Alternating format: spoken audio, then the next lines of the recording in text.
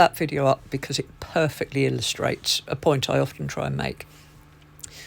So you see, if you never let water-based paint dry, you can usually get it up.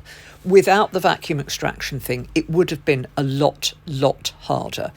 But you see the problem with smearing. You start off with a little bit of black paint and you end up with this huge, great big grey mark.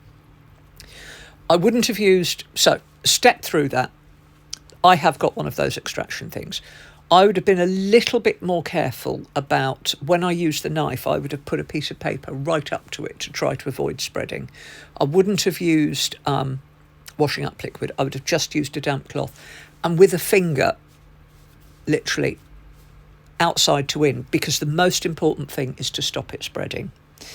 Once it's spread, you've got this huge mess and you panic, and that vacuum thing, it was perfect and it's beautifully removed. If it was gloss paint, it would have been slightly more difficult. But you know, another thing that you can do that is really useful when you've done something like that, and when you've done it with something that won't be easy to remove, like gloss paint or nail varnish, put something on it. Corn flour, sugar. Sugar isn't the best. It works brilliantly for nail varnish on hard surfaces, not so great on soft ones because it's sticky.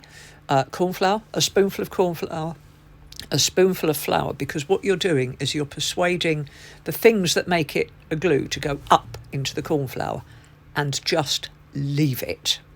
Leave it for a day or 2 days, and then see what will come up if you just use the vacuum cleaner.